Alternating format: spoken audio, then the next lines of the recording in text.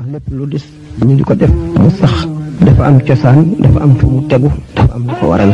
màggal xam ngeen ne moo di fàttaliku bis boo amoon lépp nga di ko fàttaliku bu dellu see gis ngeen ne juddu yonent bi sallallahu alayhi wa sallam xam nga ne yonent bi sallallahu alayhi wa sallam du fi nekk ñu di ko fàttaliku ndax boobu mu ngi fi kon saxaaba yi aaj yooyu la woon bisu juddoom ñu di ko fàttaliku ndax moom mu ci teew ak ñoom di leen digal di leen tere jox leen lislaam ba mu mat waaye nag bu fi jógee xol yi metti nit ñi jaaxle am njàqare fekk na sax li mu indi moom du dañ dara mënu koo téye di wéy di sax di leer ci xol yi jullit ñi ba bañuy dem bis penc ba waaye nag gis gi ñu ko daan gis te mu am njëriñ lool gisatuñ ko waxtu wa njëriñ loolu kon waxtu wa mu tàmbalee te mooy ñëw bi mu ñëw adduna kon loolu moo waral mu di ko fàttaliku mu di mbëg di yool daan dugg ci faram fàcce bi nga xamee ne nag gannaaw bis bi mu ñëwee ci la lépp amee lépp lu jaam di am ci boromam bis booboo ko sabab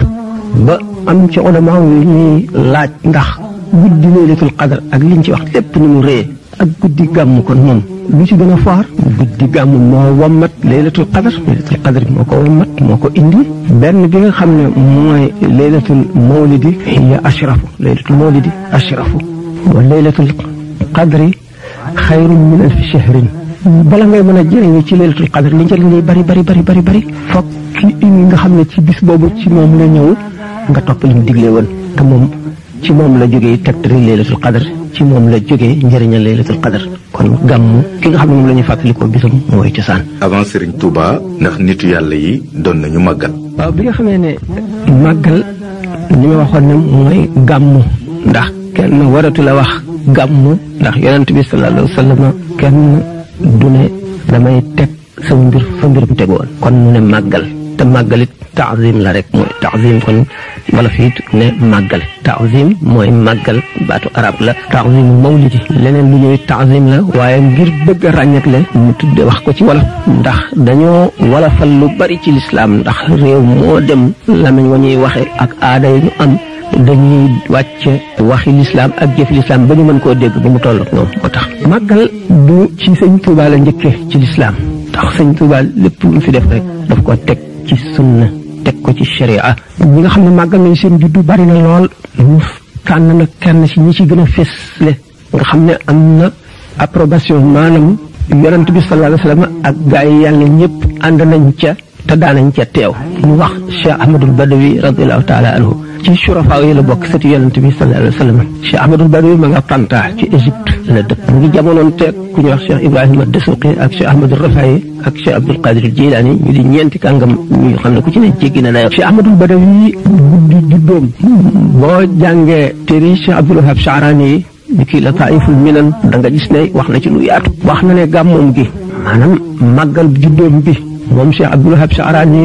nee na bis am naa ngant wax naa ko ci conférence am naa ngant yaram wuy metti ba demuma ca waaye suñu boroom fatxu bi ma may mu ubbil ma ci kas bu may janloog nit yàlla ñi ñu jëm Misra maanaam Égypte ba gis nit ñoo xam ne fitna daf leen a gaar ak i tawat ba mënuñoo dox waaye ñii raam fas yéene dem fekk ji juddu ga ñii di bakku fas yéene fekk ji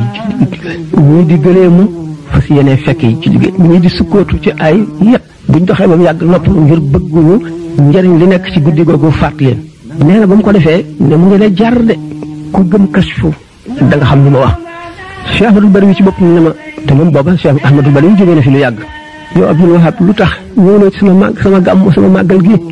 xanaa gis nga gaa yi yàlla yooyu nga xam ne li leen dal ni mu tiise te teewul ñu fas yéene ñëw kon waroon ngaa def ne ñoom li la dal te nga ñëw juddu yoo xam ne guddi gi yonent bi sallallahu alayhi wasallam daf fi ñëw ak xulafaa ul arbaa kooku wuute ko dara jaru ko ñu gis ne kon màggal bisu juddu nit ku baax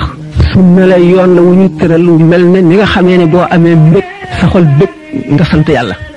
bu fekkente ne am nga lu rëy li nga gën a bëgg ci àdduna mu jafe la lool bis ba nga ko amee doo ko fàtte mukk cant war la ci ba nga xam ne bis ba ñëwee sa xel dem ci la nga ca amoon bees gi mu beesaat dafay waral beesu cant nga war a taxawaat santati sa boroom ngir nga mucc ci kufraanu ni'ma mooy lan yàlla defal la lu rëy benn xamuloo ko wala nga xam ko woyofal gi mooy taxulaa def dara taxulaa yëngal dara loolu mooy cosaani màggal loolu mooy li nga xam ne moo wane ne màggal ci lislaam la bokk. waaye bi nga xamee ne sëñ Tuubaa dem na ci géej gi ba ñëw dem ba